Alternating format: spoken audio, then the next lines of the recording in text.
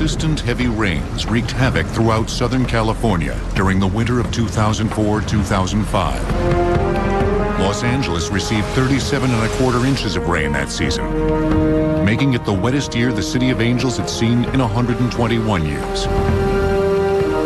But months would pass before the rains caused some of the worst damage. On the perfectly sunny morning of June 1st, 2005, residents of Bluebird Canyon in Laguna Beach, California, were awakened by strange noises. I heard really loud popping. It almost sounded like a BB gun, like Kids in the Canyon. And when I realized it was coming from under the house is when I kind of panicked. So at this point, I ran back to the front of the house. I opened the front door and I actually saw my curb separating from my walkway. We could feel the house moving and it was very loud, the cracking, the popping. And we ran outside. I think we were the first neighbors out, but they quickly followed. Everyone was screaming, asking what happened, what's going on. What was going on was that a 7-acre wedge of land was breaking away from the hillside. It would send these residents and their homes sliding down the slope. Houses cracked, streets buckled. Residents ran for their lives. And I grabbed my 2-year-old out of the crib by his feet pajamas. I just pulled my arm. I knew it right then. The house was sliding. I didn't know what to do, so I just ran into my 4-year-old's room and I put out my arm and I said, "Get up and grab Mommy's arm." I said, "The house is breaking." Well, I guess, you know, you might say all hell broke loose. We tried to get off the street, but as we tried to go down the road, the street actually opened up. It rose probably about 30 feet into the air. What we didn't realize was that the street was falling, that these houses were coming down. Flamingo Road, located near the top of the hill, and the houses on it plunged about 75 feet. What happened is over 500,000 cubic yards of earth gave way and literally avalanched down the hill into the bottom of Bluebird Canyon. And that's about the same amount of dirt that would fill over 10,000 swimming pools. It's a lot of mass moving very fast with a lot of energy. Now, when this landslide first occurred, many of my colleagues were kind of surprised. It wasn't a rainy day. I'm used to landslides happening on a rainy day.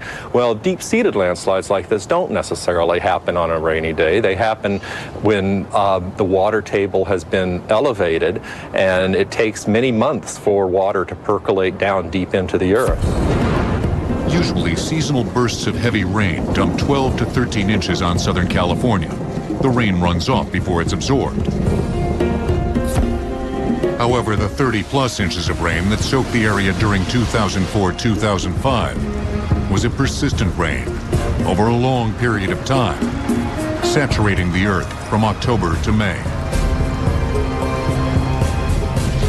This landslide is a bedrock landslide, and the bedrock in this area is what we call the Topanga Formation.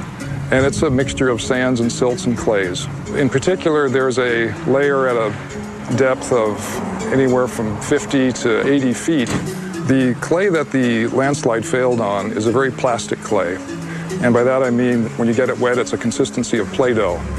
Not very high strength material. So when you tilt that up and then you compound the problem by having a very heavy rainfall year, twice normal rain, that builds up water into this and softens the clay, that led to the failure. The deep landslide claimed 20 homes, but miraculously, no lives. The interior structures of the homes are just crumbled into hundreds and thousands of pieces. Walls fallen down, granite countertops broken in half, cabinets ripped off of walls. It's complete devastation in most of these homes that you see behind me. I would call this an engineering disaster simply from the failure to recognize that this was a hazardous area. That's a great challenge, and it's one thing that geologists need to do whenever they investigate an area for new development. But clearly in this case, in retrospect, we can tell that this was an unsuitable place to build houses. This was not the first time a hillside gave way in Bluebird Canyon. A huge landslide consumed part of the neighborhood on October 1st, 1978. Just a few hundred feet from the 2005 landslide. 24 families lost homes then. Most of the homes on the hillside were constructed before building codes were as strict as they are today. At the time these houses were built, there really wasn't any kind of geotechnical analysis or geologic assessment of stability. They more or less just came along and graded a flat pad and built their houses. I'm confident that they didn't know what kind of risks that they were facing. In August 2005, red-tagged homes were demolished and a massive hillside reconstruction project began.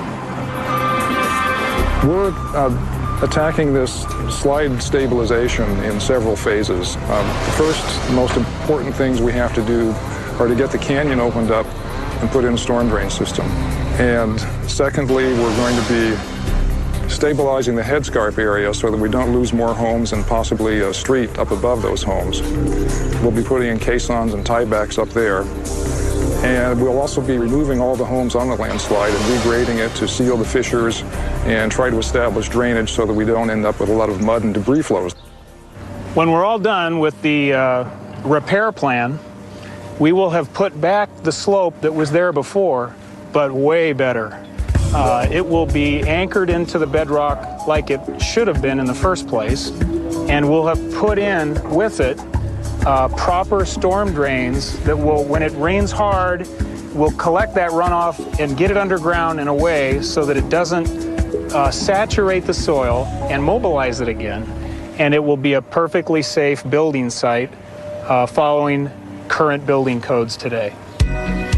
The cost of the repair plan is estimated at over $10 million to be paid by the state, the city of Laguna Beach, and Bluebird Canyon residents. Most residents plan to move back onto the hillside once it's repaired, placing their faith in the skill of engineers. When you wonder whether homes should be built in places like this at all, when they have discovered these kind of geological risks, I think the answer still is yes, carefully, surgically. As far as this disaster goes, it is a disaster because of a lack of engineering. Had there been proper engineering before and during the house construction, this would have been prevented. While this disaster came months after the Los Angeles storms, other engineering disasters occurred during the height of the rains. On February 19th, 2005, after weeks of downpours, rainwater filled a crack on busy Tujunga Avenue in Sun Valley, California, a part of Los Angeles. Quickly, the crack expanded. When I first heard about the hole, I was just starting to leave work on a Saturday morning, and we noticed that the sidewalk about where it starts right there was starting to cave in. Within a few hours, the fissure had turned into a 30-foot-long fault that bisected the road. Initially, the hole measured about 40 feet in diameter, but the sinkhole kept growing. The rushing water and falling chunks of roadway crushed a sewer pipe and severed a power line, turning the roadway into a virtual river. We came back on Sunday to help them to fill it with concrete. It had already caved in under the street, and it was starting to go back gradually as it rained more and more. It was raining the hardest I've ever seen since I worked here. A neighboring business provided city workers with 250 cubic yards of concrete to help fill the sinkhole. We were trying to pour concrete inside of the piece that was missing, but every time we poured it in, the water was just washed away because the water was coming so fast and so hard that it didn't have a chance to stick. The chasm eventually swallowed more than 200 feet of pavement. 250,000 cubic yards of soil would eventually wash away. To make things worse, Tujunga Avenue was flanked by a landfill on one side and a sand and gravel pit the size of a football field on the other. The growing sinkhole joined the existing pit. At 10:30 p.m. on February 20th, Public Works Supervisor Rory Shaw was monitoring his workers as they repaired the sinkhole. Suddenly, the ground he was standing on caved in.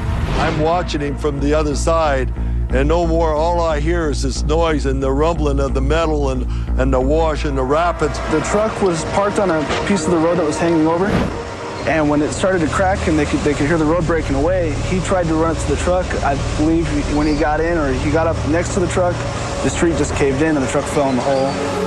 Rory Shaw died in a raging torrent, falling victim to a failure of engineering.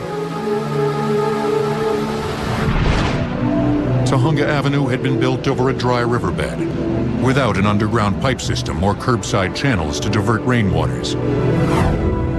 In Southern California, dry river or creek beds called arroyos are subject to winter flooding. A key point to understand is there is no such thing as a former riverbed. Water continues to flow into the area. Water simply doesn't flow on the surface. It has to go somewhere. Or it's going to percolate through the sand and through the gravel, whatever else is under there, it will percolate. Or if you have in your road a significant crack, as we often do have in asphalt pavement, that water with its energy will be scouring the underlying bedding through that crack. Once you start at a crack, that crack now from the edge of the road will be unzipping that crack upstream to where the water is coming from. And eventually you will have this huge, huge massive hole. Still, the placement of Tahunga Avenue is not unique. Where the bottom of the canyon, or at least close to the bottom of the canyon, is always an attractive place to run a street, run a road. Historically, people did it for thousands of years. But what needs to be taken into consideration is the fact that those streets do become a water collector, and that they cannot be left to their own devices in handling of that water. Today, the hole remains, a visible reminder of the damage caused by heavy rains and lack of drainage on Tahunga Avenue. The city estimates it will cost up to $100 million to repair the hole and build a proper flood control infrastructure. That could take years.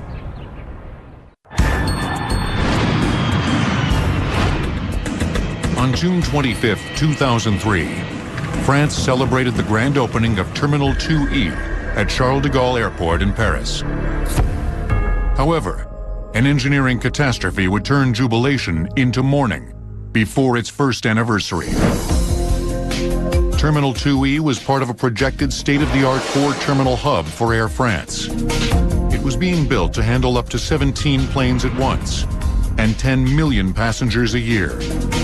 Aéroports de Paris, or ADP, the airport authority for the Greater Paris region, in collaboration with Air France, spent almost $1 billion to build the innovative structure, made to show off French engineering skill and panache. It's just a joyous space, and you need a joyous space when you're coming off the transatlantic flight at 7 a.m.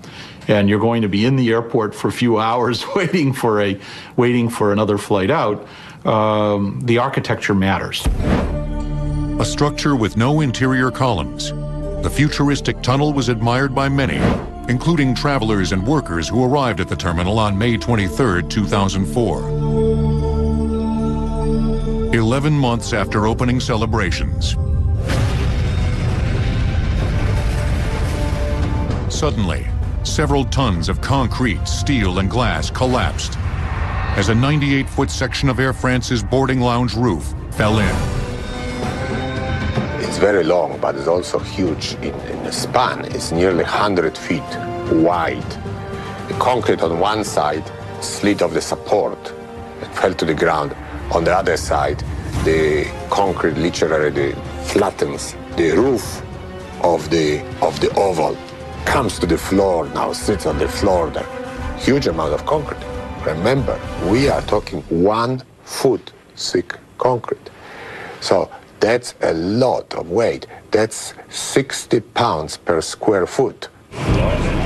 When the heavy concrete roof crashed, it killed 4 people and injured 3 others. The collapse astonished many engineers and designers. Just months before, the terminal had been praised for its technical prowess. How could it fail? Clues lie in the startling design. The roof of the boarding lounge consisted of a concrete vault, pierced with openings to allow light to pass through, and an exterior metallic structure on which the glasswork was fixed. Pillars supported the entire construction. The oval-shaped structure sat inside a glass shell, where the temperature and environment were constant. The glass encasing rested on tensioning cables that kept the oval from bulging out. It's a structure that gets stronger the more you press on it. And the classic compression structure that people know about is an egg. If you think about an egg, very, very thin shell compared to the size and weight of the egg, and yet it's actually pretty strong. It takes some work to crack that egg. On the other hand, if you get an egg that has a crack in it, that did develop a crack, it's very weak structure. On this unusually cold May morning, the terminal's concrete structure was extremely fragile. Prior to the collapse, the temperature dropped sharply from 77 degrees Fahrenheit to just 39 degrees. The cables are exposed to fluctuating outdoor temperatures that cause them to expand and contract more than the concrete. On a hot day, the cables expand and slacken, reducing structural support and increasing the likelihood that cracks will form. Now comes an evening after a hot day. The cable suddenly cools down. We know that just prior to the collapse there was a massive drop in temperatures. The cable shortens. What happens when the cable shortens? It wants to straighten out. It cannot straighten out because the struts are holding it in the position where it is. The force in the struts is increasing dramatically. But the concrete was designed to handle the extra force from the struts. But when you start dealing with those changes in the forces in the strut that I described to you, related to temperature, related to the concrete now, when it cracks, it becomes much more flexible, so it's no longer the rigid structure. The strut punches through, the concrete shell loses its support and goes flat. And that's what happened. The perfect eggshell was further compromised by necessary structural elements of the terminal. In the section that collapsed, you have three very large entryways right next to one another, three protrusions that mar the perfect smoothness of the shell. That disturbs the symmetry of the structure. No longer can the structure redistribute the loads freely. If one area gets slightly overloaded, you have perfect symmetry, it will shift the load elsewhere. But if you have those sharp discontinuities, such as a hole cut in it, that's no longer a nice and self-adjusting oval symmetric structure. In February 2005, 20 months after the collapse, the French Minister of Transport released the findings of an administrative investigation. The report stated that the structure had been slowly deteriorating since its inauguration in June 2003. And they were very, very careful about spreading blame. That, well, the metal wasn't quite right with the concrete, the foundation wasn't quite perfect, the design had a few little problems in it. But almost certainly the failure started where the shell was pierced massively from the side. In May 2005, ADP announced that it would rebuild the damaged roof of Terminal 2E.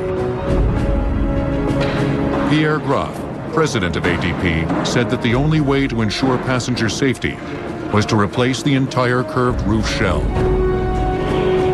The completely renovated Terminal 2E is slated to reopen later in the decade and will cost an estimated $195 million.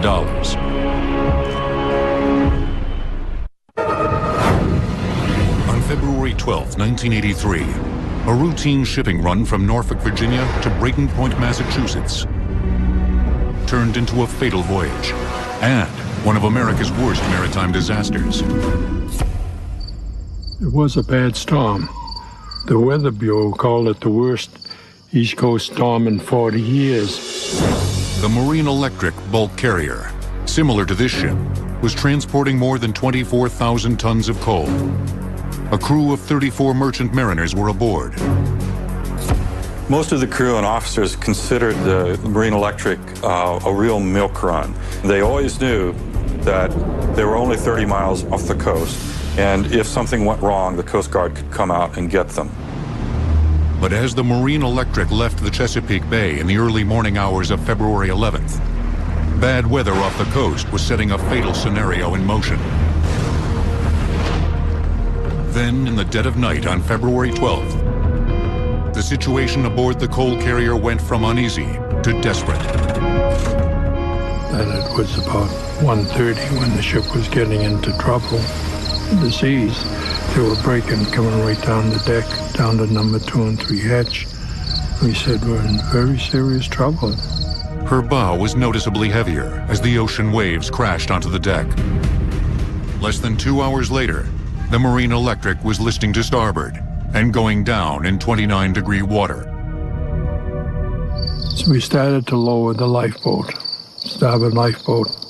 And just as we were doing that, the ship capsized right down on her side. In less than a minute, this happened. The ship made a noise that one of the officers described like water going down a drain magnified 1 billion times. It capsized onto its right side, trapping many of the men under the ship, spilling all of them into the ocean. The entire crew of 34 men plunged into the frigid waters with no survival suits. 31 men would die that night. What fatal engineering flaws caused this disaster? The Marine Electric was a World War II tanker ship, also known as a T-2 tanker. She was nearly 40 years old. They weren't really designed to last forever. The feeling was you made about 30 trips, it was going to get torpedoed. Who knew what would happen? After World War II, these ships were used as commercial vessels and oftentimes converted to different uses. In the 1970s and the 1960s, it was common for these vessels to be, in effect, cut in half and enlarged by inserting a midsection. The common term for this process was jumboize. The Marine Electric was jumboized to 605 feet, nearly twice her original length. Now, of course, you can probably do this safely if you go back and examine the engineering drawings and figure out how to properly increase the size and where to supplement the framing of the ship. I think it's fair to say this was never done. Yet, while jumboizing probably weakened the Marine Electric, it wasn't the flaw that sealed her fate. Chief Mate Bob Cusick was part of the Marine Electric crew for 5 years and a mariner for over 40 years. Just weeks before the disaster, he pointed out innumerable weak spots throughout the ship, including the 40-foot wide cargo hatch covers. I'd draw up sketches and exactly where it was, the holes, and submit them to the captain. He submitted them to the steamship company. One of those things is like a Greek tragedy. The compromised hatch covers were not properly repaired. We'd just keep patching them. We'd put some duct tape over them and then some, we called it red hand, where it's like Bondo you use in a hole in a car. There was over 97 different holes. Those cargo hatch covers would doom the Marine Electric. But it would take a legal battle to reveal the truth. Bob Cusick, Paul Dewey, and Eugene Kelly were the only survivors of the Marine Electric tragedy and led the crusade. A steamship company has to show that they didn't send the ship out in unseaworthy condition. It's a big difference if they know about it or they don't know about it. The bitter battle started with the victims' families on one side and Marine Transport Lines, or MTL, the owners of the Marine Electric, and the Coast Guard on the other.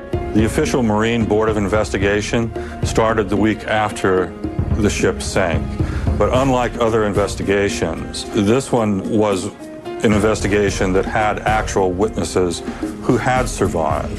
And in this case, all three of them abandoned the code of silence and wanted to tell the true story of how their comrades died and why. MTL set out to prove that the crew, and especially Bob Cusick, was at fault for the sinking.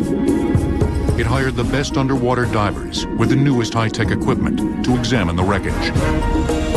They figured if they could show that the crew, namely me, where I was the chief officer, that I had loaded the ship wrong or hadn't secured the hatches or the anchors or something, they would have been off the hook. But it soon became clear that the crew wasn't at fault.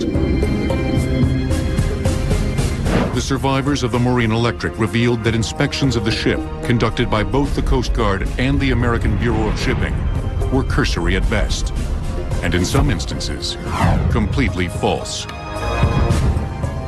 The investigation now focused on the weakened hatch covers.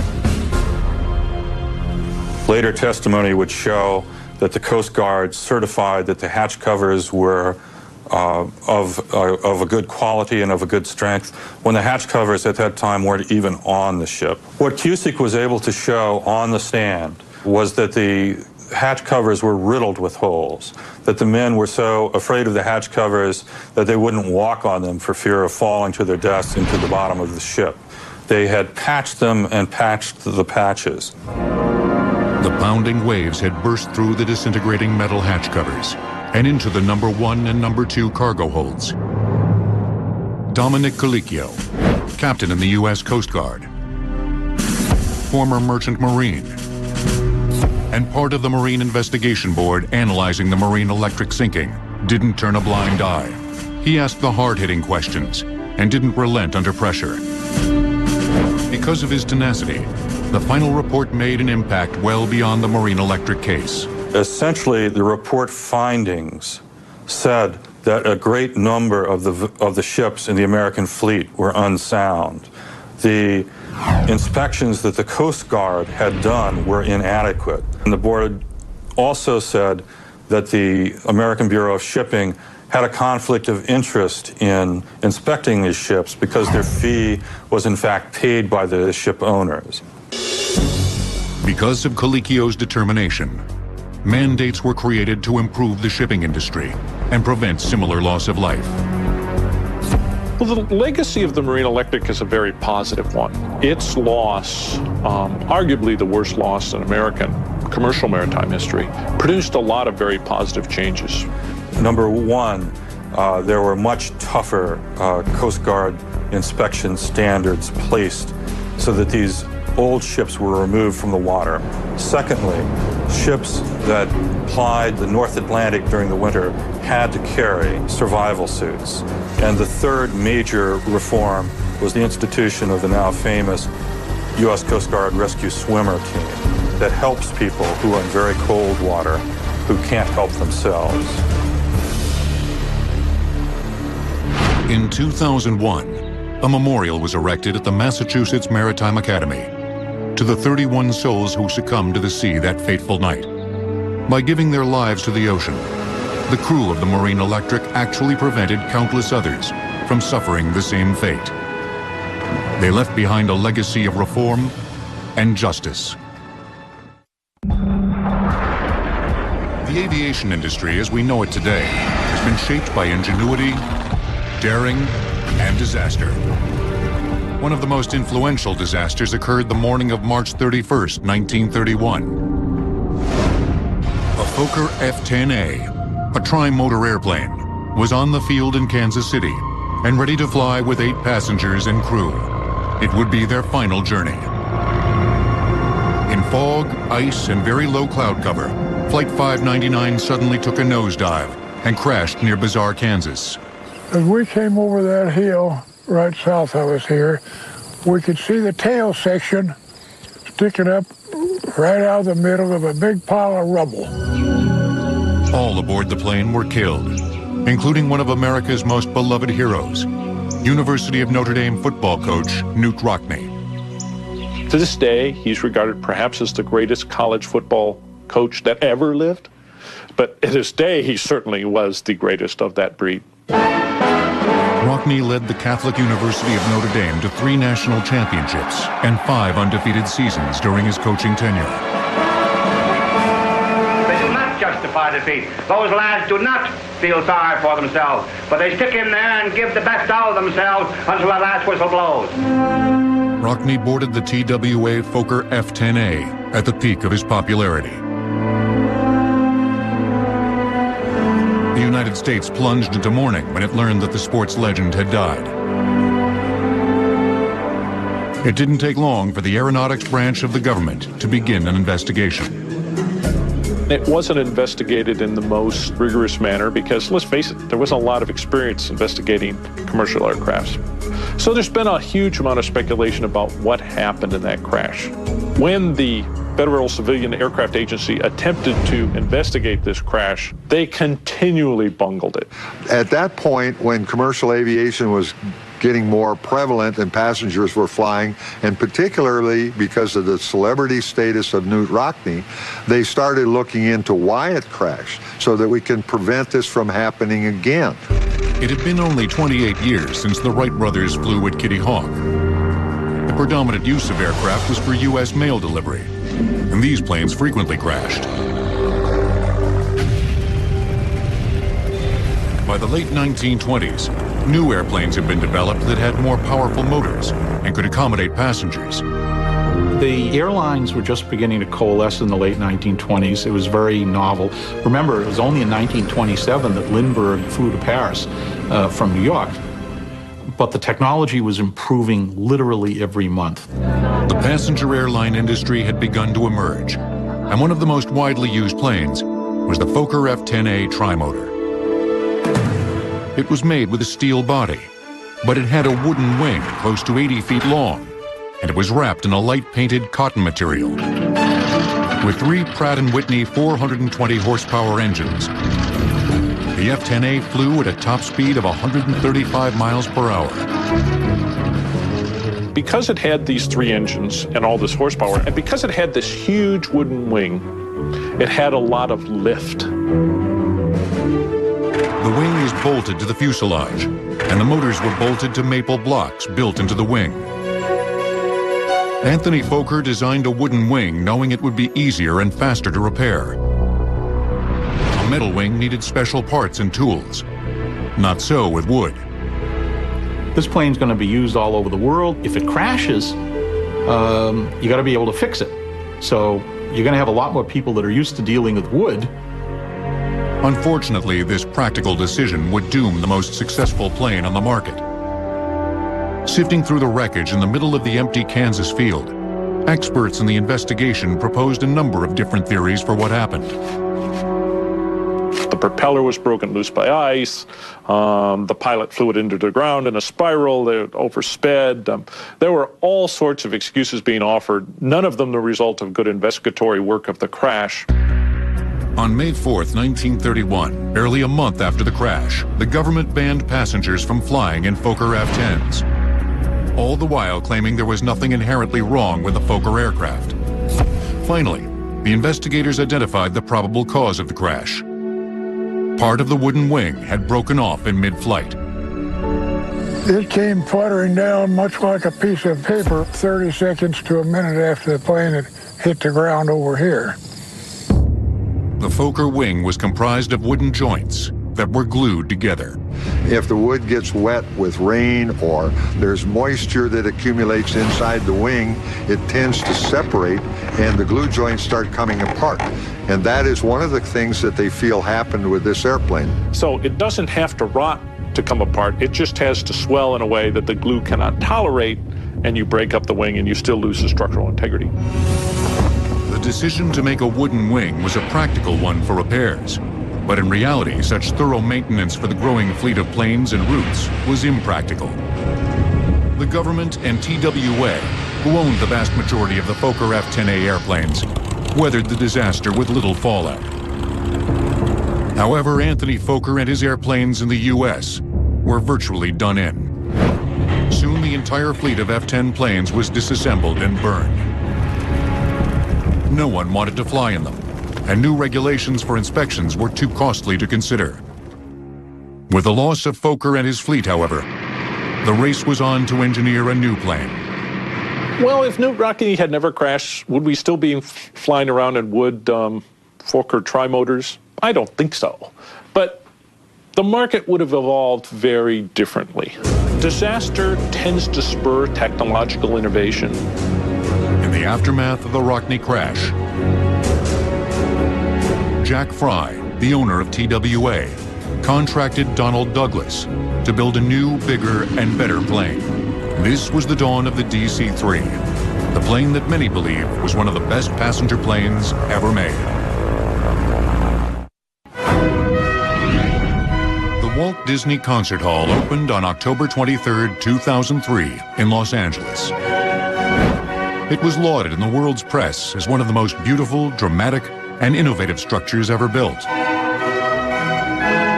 The new Disney Concert Hall in LA is truly a modern architectural masterpiece in the sense it's a very free-form structure whose skin is stainless steel. But there was a small, hard dose of reality in this fantasy land. Embedded in the graceful curves of shining metal was a tiny engineering disaster. Superstar architect Frank Gehry designed this new home for the Los Angeles Philharmonic Orchestra. The Disney Concert Hall is part of the Music Center complex, owned by Los Angeles County. Gehry fashioned the wavy stainless steel exterior to look like a ship with its sails at full mast, a symbolic ceremonial barge to music. He wanted the structure to reflect light in different ways, so it would be a more interesting shape. Although some criticized the ambitious design, everyone praised the acoustics. However, the sail-like designs that reflected sound so beautifully on the interior caused reflections of a different kind on the hall's steel-clad exterior. Most of the Disney Concert Hall has a skin that is stainless steel. The brushed portions of the building tend to diffuse the beamed sunlight. The catch is that with the Disney there are some surfaces that are polished stainless steel, and they reflect very exactly the sunlight.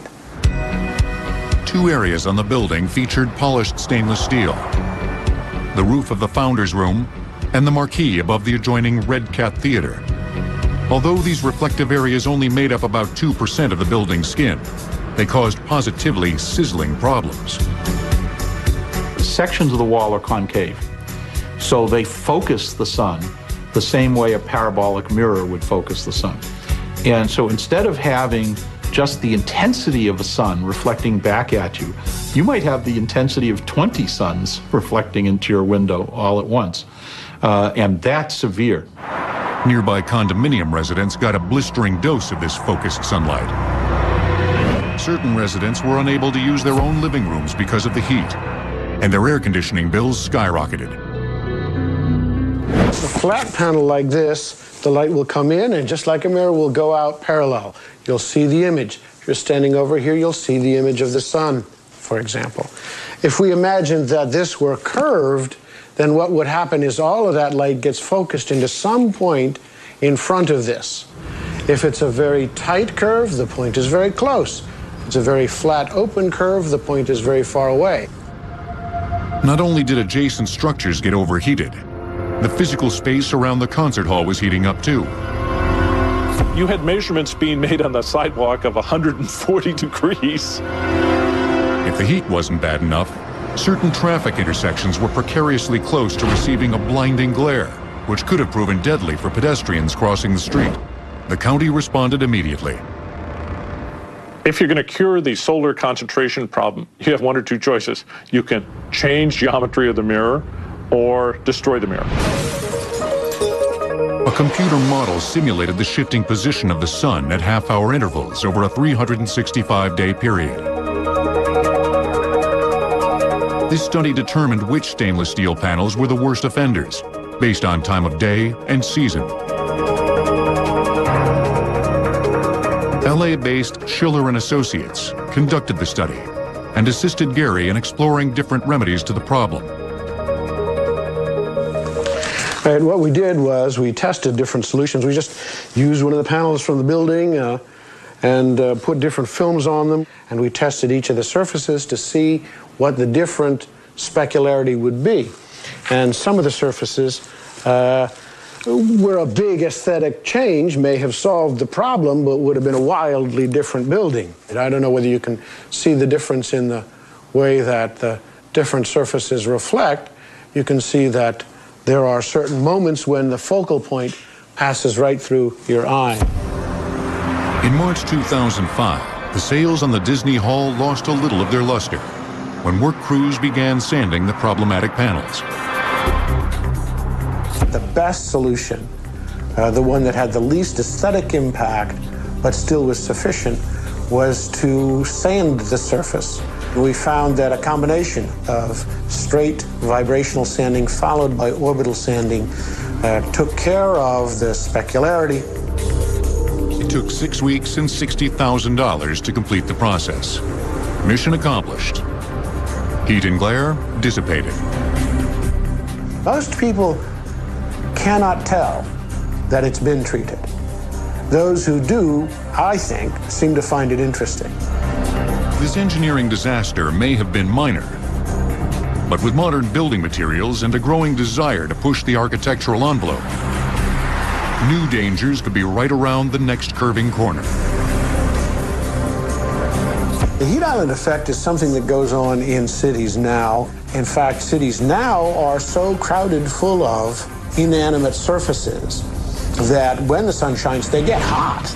Now, this actually means that the air in the city starts to rise, and you actually get sort of air pulled in from around the city, which helps a tiny bit, but it's also an indicator that the city has overheated itself. But for today, the Walt Disney Concert Hall stands gracefully in all of its dulled glory.